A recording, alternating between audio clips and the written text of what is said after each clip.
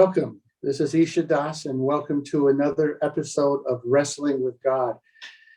There's so many questions that we have in the modern world about God. What do we even mean by the word God? Does the concept of God have any relevance in modern life? How do we relate science to God?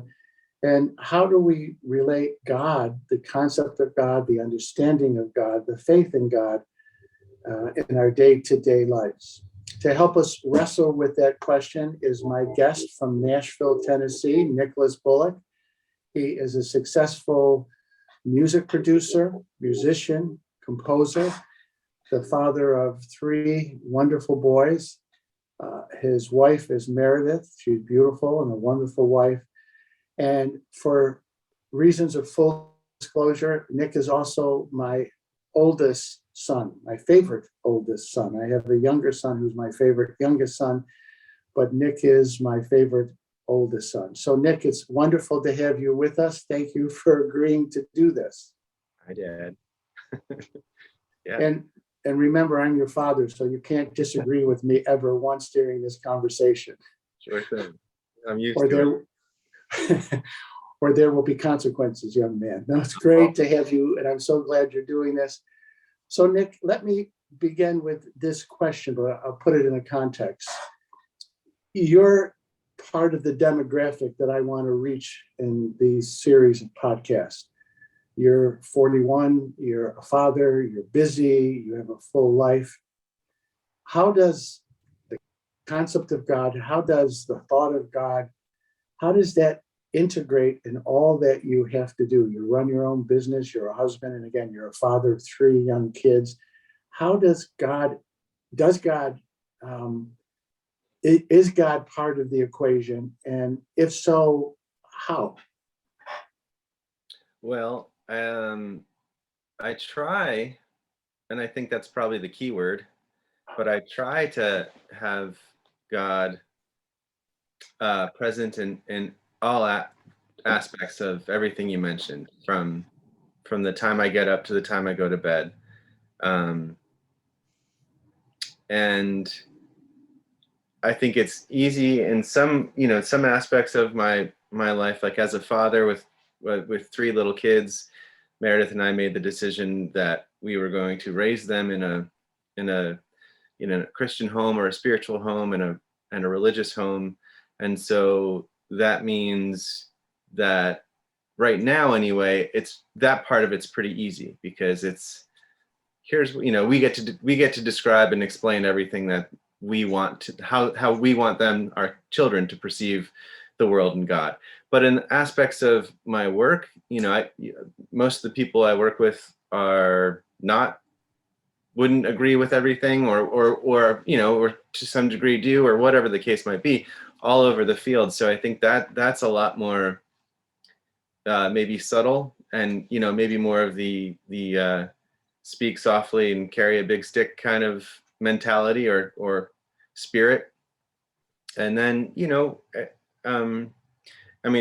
it's really important to my relationship with Meredith and my wife. And as I've gotten older, it's just become more and more and more and more important,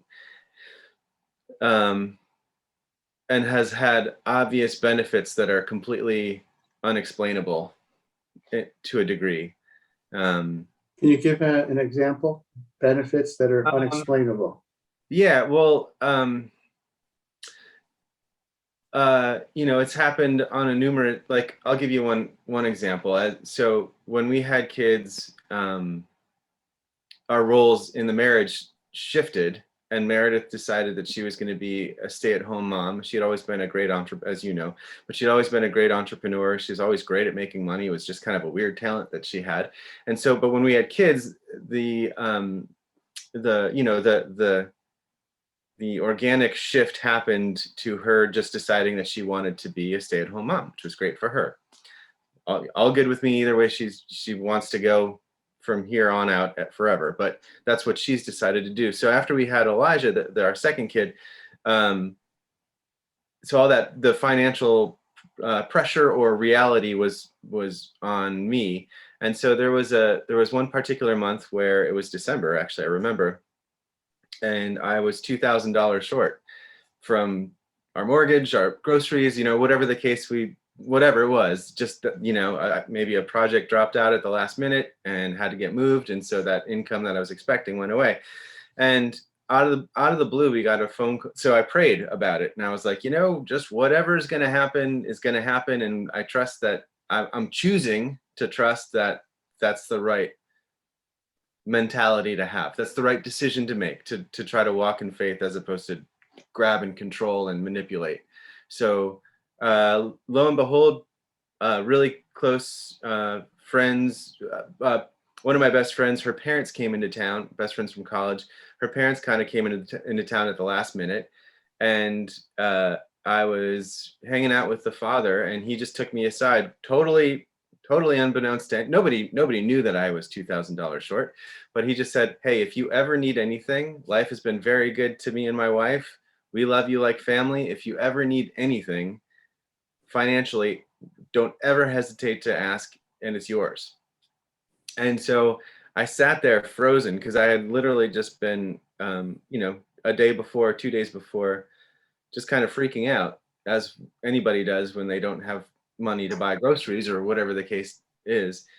And I was just kind of completely taken aback by it. And I actually had a really hard time. It was like I had to grind a gear into being able to ask for it. And I said, "Well, it's really weird that you're saying this, but this month this is the first time this has ever happened to me. And this month I just happened to be $2,000 short." And he said, "No problem." And 2 days later, there was a check in the mail for $2,000. So that, he didn't have to come visit. They didn't have to come visit. They chose that on their own, right? And he didn't have to take me aside and say that. There was no reason why he should. And so that's one example of kind of, the actual answer of a wishful thinking kind of a prayer. Most prayers I think are a little bit more subtle, and how they blossom or how they twist and turn or whatever. But that was an example of, okay, all right, thank you. All right, so let me kind of ask a question in all of that. When I hear people, particularly younger people, 40 and younger, talk about God, they have, various concepts, but often it's almost like a vague notion of a Star Wars kind of force, or some understanding almost of a deist kind of God who set all this into motion, but now has stepped back and we're on our own. Clearly implied in what you're saying is that whatever we mean by the word God, that God is a dynamic part of your everyday life. I mean, it's not something separate from, but that God is a dynamic presence in your life. Is that accurate? Yeah, I like to believe. And I think that's the thing, is it's super easy to roll, anybody watching this, it'd be super easy to roll their eyes at me and be like, okay. I mean, that hey, I'm happy that worked out for you. That was very lucky and very fortunate. And aren't you in a great position where that could possibly happen? Blah, all of that is true. And it's a waste of my time to kind of make that argument, because I've argued with myself enough over the years, way back here, in the back of my head. I've had that argument so many times with myself that it's just a choice. I think for myself, it just literally boils down to getting up every day and choosing to believe that there's a relationship there beyond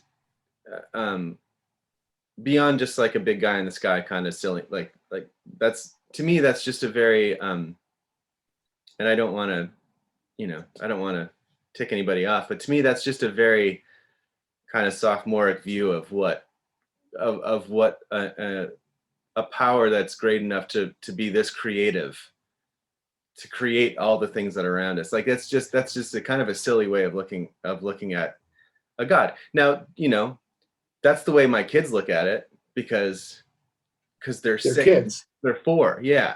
But as you go through, as I went through my 20s, I went as far away from God as I possibly could without really truly becoming an atheist.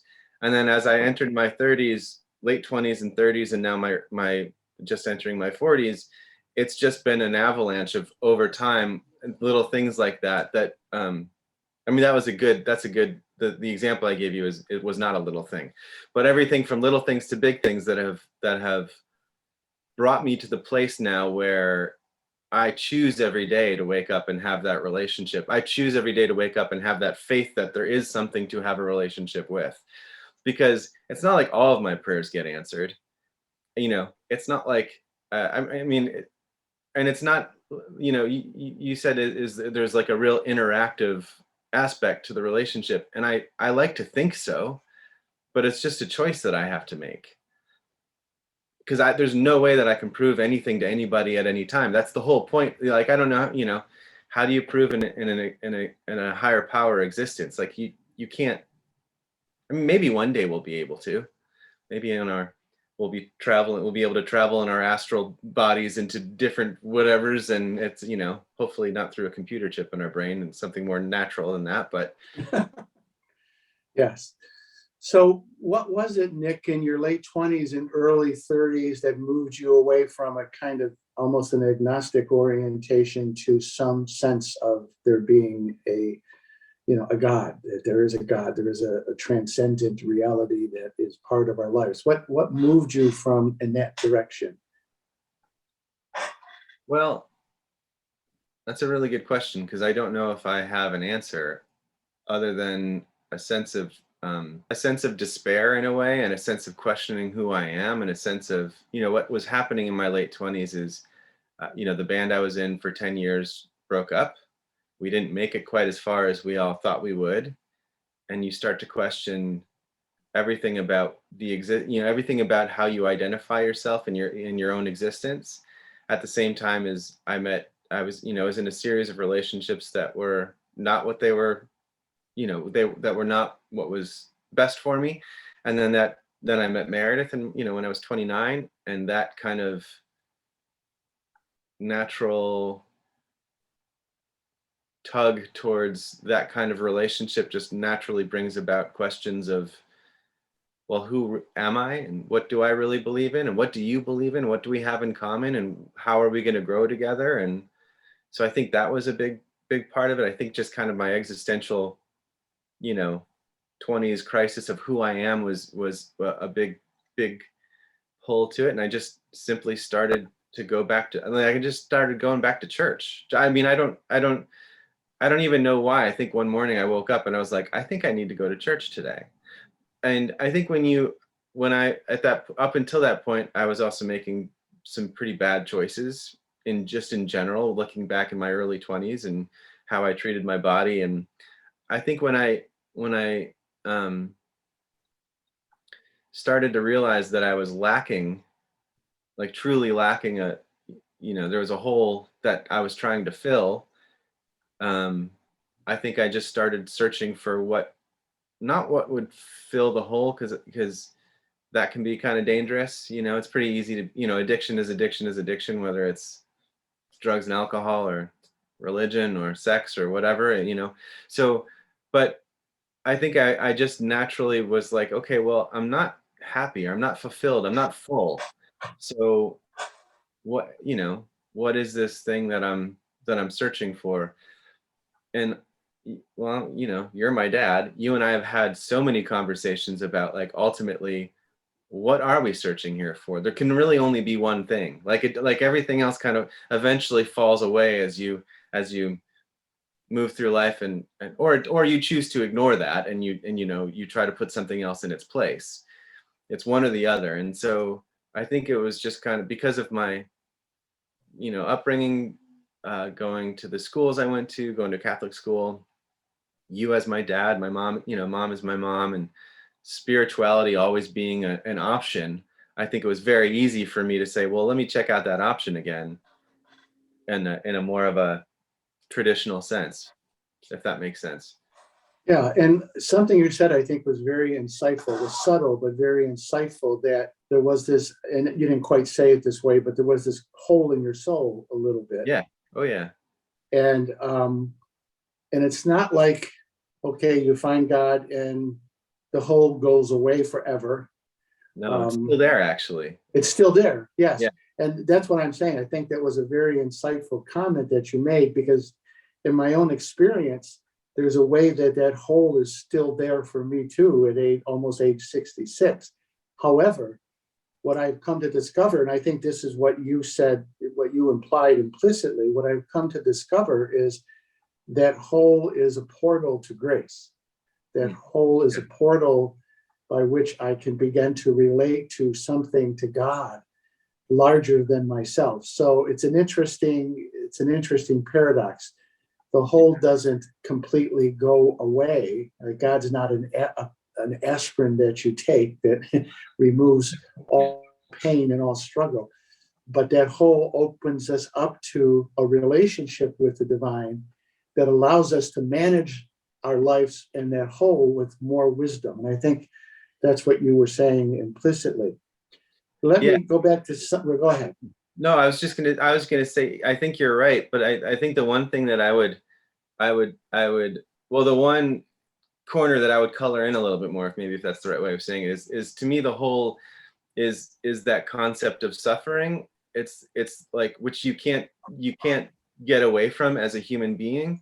And it's through that suffering, it's through the for me, it's been through the absolute sheer overwhelming sense of what that suffering can be for myself or for other people. When I look around, when I look inside, for, ad infinitum, like forever, it's the sheer weight of what that whole represents that just absolutely destroys any wall that I have in between what I think of myself and God. When I'm not every day, I'm not good enough every day to be able to do that. But when I am, it's the sheer, like that whole, so you can look at it like there's the light on the other side that you're going to. For me, like, and I think that's true, you through the hole to the light, but also at the same time, the sheer existence of the hole and the overwhelming sense of that suffering or that pain or that, like, the human condition is what brings the light to the other side too, which allows you to go through, it's like, so that's the one thought that I had from what you were saying. No, I think you said it better than I did, and you said it well. I'm going to paraphrase a quote from my favorite psychologist, Carl Jung. He says that suffering, abject suffering, suffering that destroys us psychologically, comes about by a refusal to embrace legitimate suffering. Yeah. And so there's this paradox of when we embrace the human condition and all of our challenges, and we get honest about it, we don't run from it, and we face it in the context, again, of a relationship with the divine, in the context of God, in the context of being part of something much bigger than ourselves, then we can navigate through that suffering with wisdom and grace. And then the suffering itself, like I said before, becomes a portal. Let me ask you this, because there are going to be people listening, particularly I think your age and younger, and they might be with everything that you're saying, but they might scratch their head about going back to church. So you mentioned that you woke up one day and said, I'm just going to start going to church. How does your experience with church, and I don't think you mind me saying that you're a practicing Catholic, how does your experience of church support this faith journey that you're on? Well, the one challenging thought that comes to my mind is, if anybody has the courage who would think the way that you're thinking, like, okay, but why that? My invitation to them would be, go to church or whatever your version of that is, as long as it's true, as long as it seeks what we're talking, like the thing that you and I are talking about right now.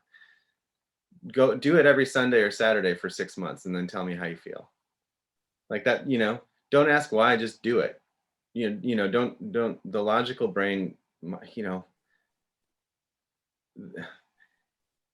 my sense of logic haunts me, pisses me off. Like, it's so annoying. It's so annoying sometimes because it just gets in the way. Okay, so for me, church, I mean, really, really, really simply put, a church is just a building but it's also a building where, in one sense, it's just simply a building, right? Brick and mortar. But on the other sense, it's represents a house of God. Now, of course, you can look out the window and look at a tree and be like, isn't God wonderful? And look at the birds. Of course, like that, the two of these things can be true at the same time. So there's something when you step into a chapel of some kind, there's something about the physical manifestation of that structure that is there solely for the purpose of, when used in the right way, solely for the purpose of seeking, understanding, and maybe touching the divine, maybe touching God, maybe, probably not, but maybe. And when you go into something like that, I think if you go into it with an open heart, I don't think you can help but feel better. It doesn't mean all the problems are answered. It doesn't mean like you now know the secrets. But I think it's a reminder of walk through these doors and experience something that's bigger than yourself. If you can do that, it's not a far stretch from saying, well, in the room I am in right now, I can still experience something bigger than myself. It's just an introductory to something like that. So that's another angle to it. Also, one of the reasons why I love I love being a Catholic, I'm sure some people are going to roll their eyes at that, but one of the reasons why is because it's so challenging to be a Catholic. And I don't mean in a woe is me kind of way. I mean literally, like, I'm supposed to go in there and receive the communion and think that there was, what was it called? The transfiguration? Is that what it's? Transubstantiation. Transubstantiation. See, I'm not even a good Catholic. I even forget some of these words. But I love going in there and having the challenge set in front of me that says, this is literally, you're supposed to believe, your faith is supposed to be so strong that this wine and this bread that you're about to put into your body was literally just changed into the body and blood of Christ. Literally. Not like, yeah, cool metaphor, man. That's really deep. But like, no, for real, literally. Like that's what you're supposed to believe as you're taking it in. Also, like, and I'm sure other Christians, denominations, this is probably universal for the most part, but to believe that something happened like the virgin birth, the Immaculate Conception, that makes no sense. Like, it's super easy to be like, yeah, that's silly. That didn't happen. Let alone Jesus rising, on the third day, rose again, and etc. And, up to heaven a couple days later after that, or whatever it was. So these things that we're supposed to believe they're dumb. Like they're like, only a fool would believe these things. Only a fool would believe these things. And I love that because it's really, really hard. And that whether it's that representation of such a faithful demand brings about a wonderful opportunity to just give yourself and everything you think to that higher power, because there's no other choice. All right, so let me just say, I want to unpack a lot of what you said because it's deep and I think it's significant. So let me just start here, and we'll go deeper as we go along.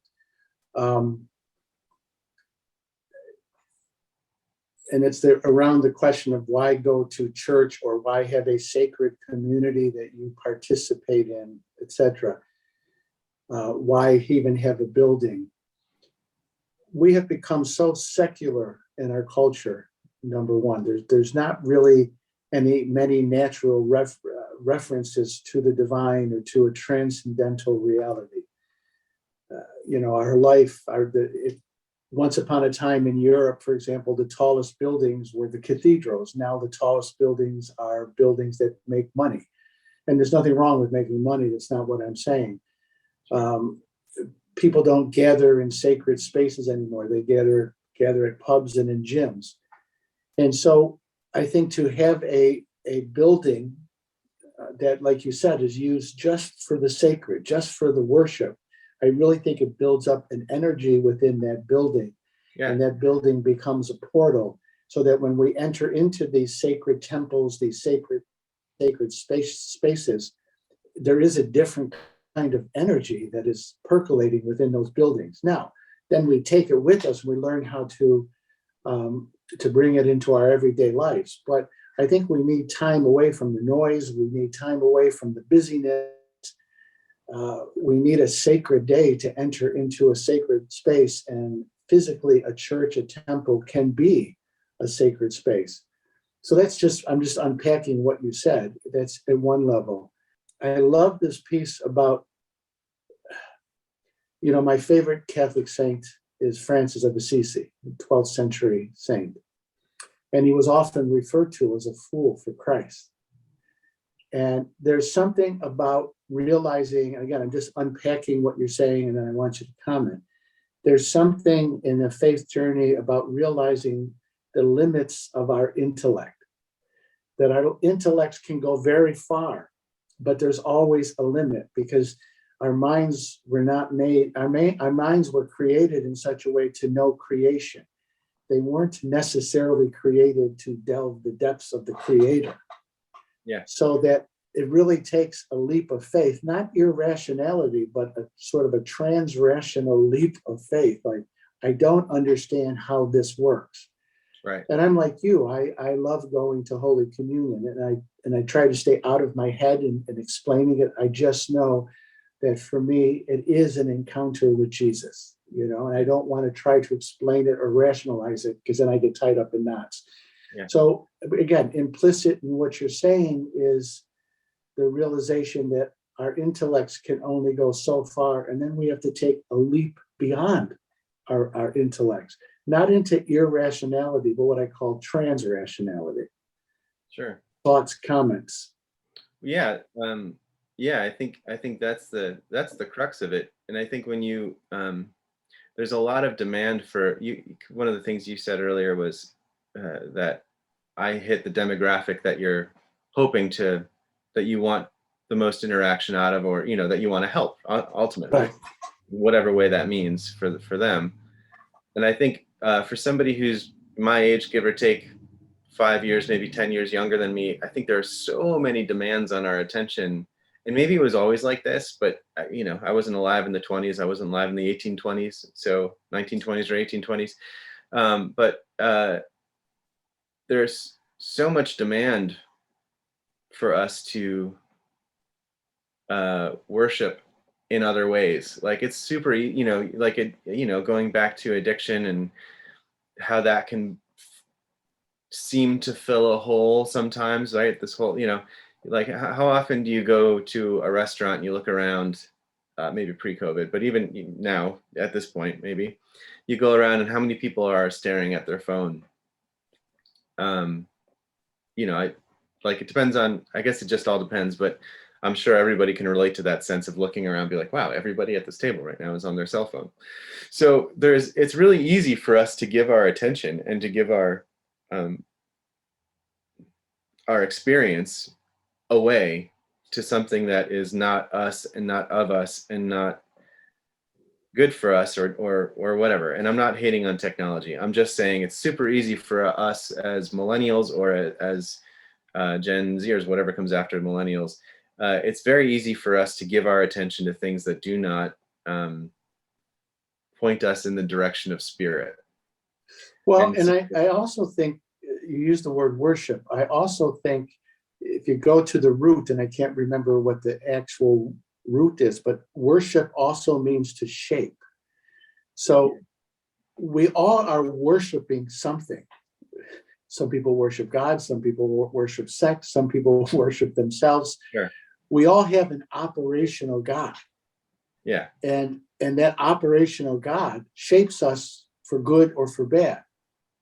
And if you're worshiping a sense of God that is the embodiment of truth, beauty, and goodness, then I think over time, your life takes on the scent, takes on the flavor, the aroma of truth, beauty, and goodness. So again, I think we all have an operational God, something that centers our life.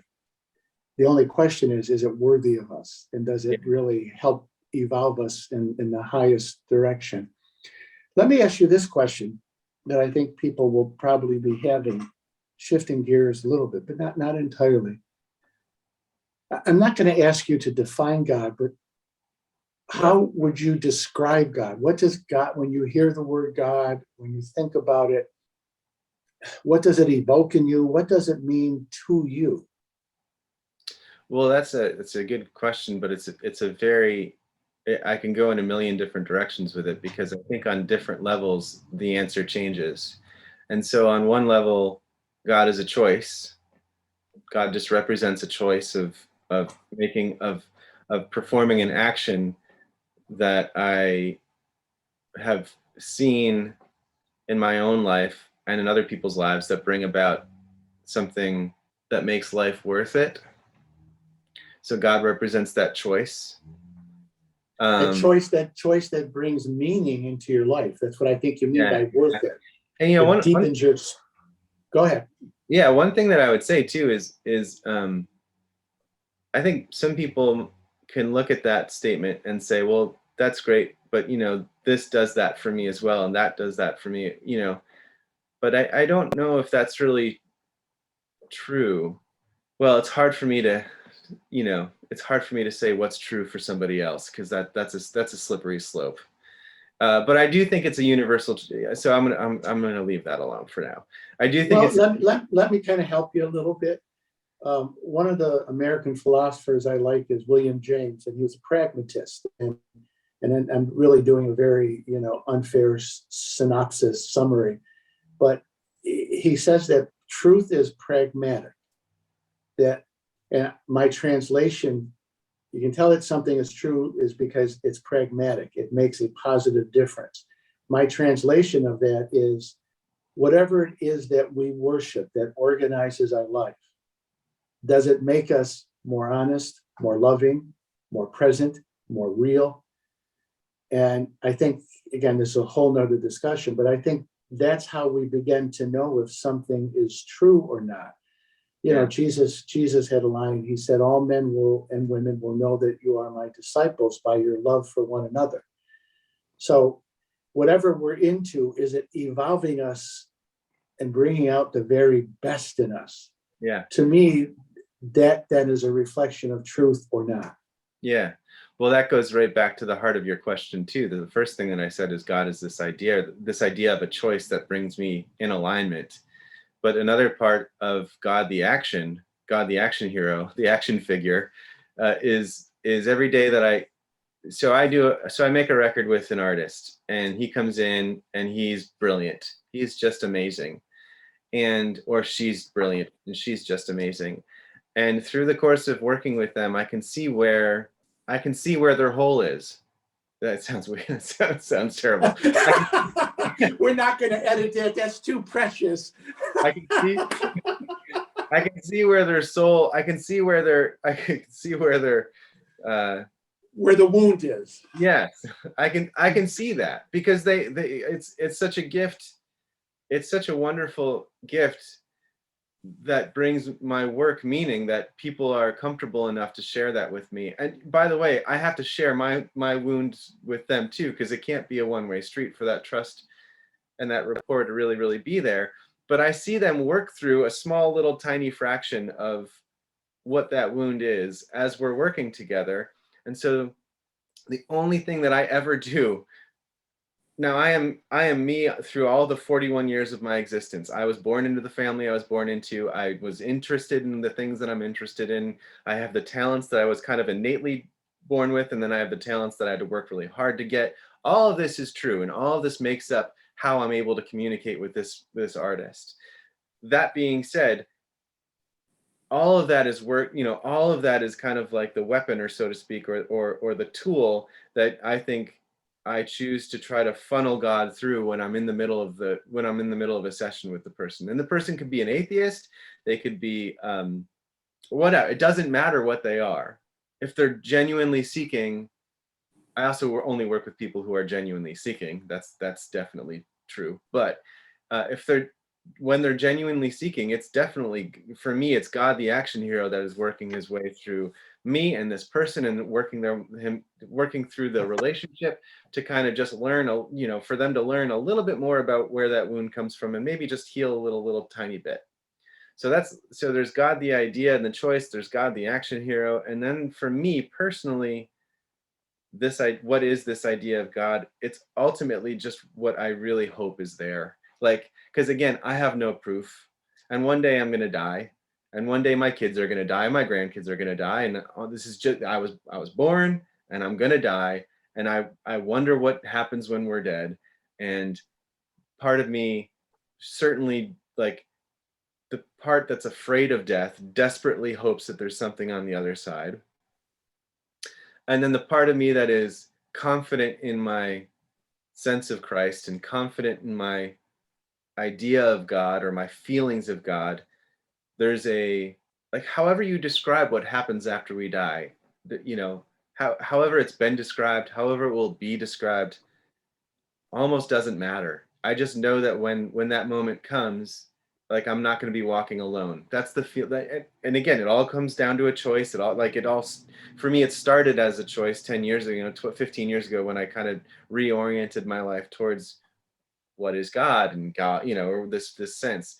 So it's that, and it's definitely like reason and logic and the holdup of my intellect, wherever that is, drives me crazy because it always doubts the actual existence of, which is that afterlife, is the, all that other stuff that comes with that. And so that's the biggest challenge for me, is remembering that, oh yeah, I've had enough evidence in my life, whether it be small little tiny micro evidence or big macro evidence, that ultimately I just have to believe that we're not alone walking through the universe. Well, and I'm going to use a word that you didn't use, but I think it was implied. So you made this leap of faith. You took the choice. You made a choice. You began to practice. I'm going to comment on that too. But you made this leap, and there is a kind of knowing that is not, that transcends empirical measurement. There's a kind of knowing that even transcends the limits of logic and reason. There is an intuitive knowing. And so you can't measure it, you can't prove it in a laboratory or mathematically, but there's this intuitive way of knowing and grasping reality. Carl Jung, again, the great psychologist, at the end of his life, there's an interview with him, and the interviewer says, "Do you believe in God?" And he says, "No, I know." And I think the kind of knowing that he was talking about is, if you live this way, there is an intuitive, you know it in your DNA, you know it in your cells, that there's something to it. And but I also like, because you're being very honest, and we all have this, there is this wrestling match that goes on with the logical part of our brain. But I think that's good, because that keeps us honest and keeps us from just, falling into a sophomoric kind of faith. That wrestling match between your mind and your soul, however you want to say it, is a healthy one. The other thing that I will just say, and again, I think was implicit, Nick, in everything that you were saying, is that God is a verb. God is not just a noun, God is a verb. And so what does that mean? That sometimes we have to, the only way we can get out of our own thoughts and our own thinking is to behave differently. Yeah. What I like to tell people, you don't change your life by changing your thinking. Change your life, and then your thinking will change. Right. Yeah. So you begin to live a life of faith, and a bigger reality opens up to you. Yeah. I have one more question to ask you before we go to a close, and any closing comments that you want to make would be great. Again, changing topics a little bit, but it's all related. What I experience in a lot of 20s and 30-year-olds, even into the early 40s, come to me for counseling. And I will just ask them in my counseling practice, were you raised in any religion? And often what people are saying is, no, my parents didn't want to impose anything on me. They wanted me to figure it out. And, I understand that to a point. But what I see is a lot of these, then they have no philosophical grounding. They have no, and a lot of times they come to me, they don't really have psychological problems. They have existential problems. Yeah. And they have existential problems because no one has given them the right map of reality. and no one has introduced them to a sense of God or transcendental reality. So I think if you could just take a moment or two, I know as you said earlier, you were raising Noah, Elijah, and Isaiah in a faith home, just why you think that's important. Well, I mean, I think you said it really well. It offers a roadmap or a building blocks to higher meaning. So if you have, like, if you read Augustine, if you read St. Thomas, if you read Chesterton, and these all happen to be Catholic, but put in whoever you want, if you're exposed to these things at the time that's a good, at the right time in terms of age and development and all that stuff. If you're exposed to these things, it just gives you a roadmap for a better understanding and to attach and to experience more and a deeper meaning. And so, but it's on a lot of levels. On one hand, kids thrive. I mean, any parent who is any kind of aware parent knows that their kids thrive on routine. That kids need to know that they're going to have breakfast when they wake up. They need to know, and when they don't, there's a lot of problems that will flow out of that lack, right? Or whatever the lack is. So take your pick. But kids need that kind of sense of structure. So on one hand, the discipline of going to church every Sunday, or going to synagogue every Saturday, going to mosque, or whatever people do, going and celebrating their the religion and the customs and the traditions and all those things, stepping into that sense of those things have been around for so long that stepping into that river of tradition automatically locks your feet to the floor with that sense of structure. And it's super easy to throw the baby out with the bath. There are a lot of things that I disagree with Catholicism, and I've got a lot of close friends who are very, very spiritual and Christian even, but will just kind of negate the fact that religion is flawed. It's always going to be flawed. It always was flawed and always will be flawed. There's no such thing as anything that's man-made that is going to be perfect. Like it doesn't exist. So stepping into the river of that tradition, I think it gives my kids the ability to understand life in a deeper way. I think it gives them a structure that is safe. Ultimately, with being a father and being a parent, the biggest thing that I can do is model my behavior so that they will, that's what kids will do. They're just going to be a sponge, and they're going to model, the first time you say a cuss word really, really loud, and one of the kids, and then you go, oh, and one of the kids is right there. What happens immediately? They repeat that word automatically because they know that, oh, that was, Dad didn't mean to do that. What's that word? Let me try it on.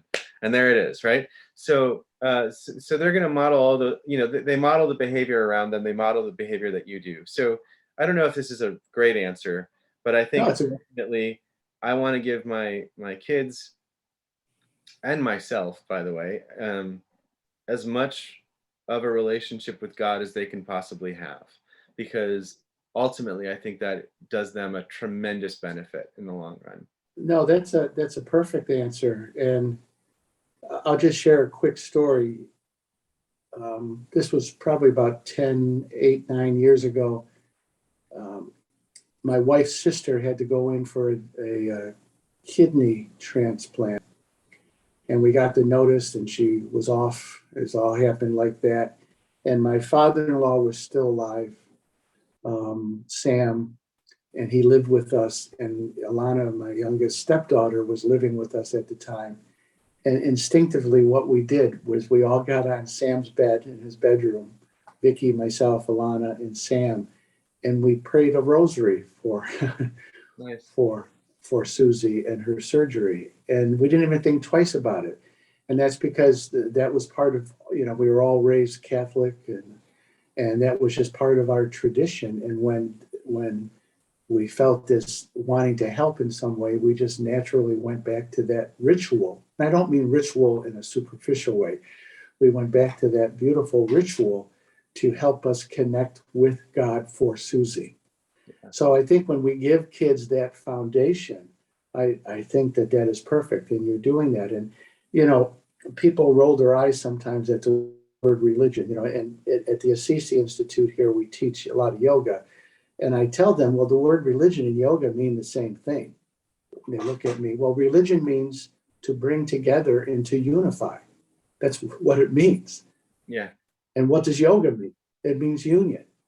Yeah. So religion, when it's good religion, and there's a lot of bad religion, but when it's good religion, it has the same end as yoga has. It's about bringing people into union with God, into union with their own souls, and into union with each other. Yeah. Nick, so we're at the end. Any final comments, thoughts you just want to add? You've done great, by the way. Hey, you're not too bad yourself.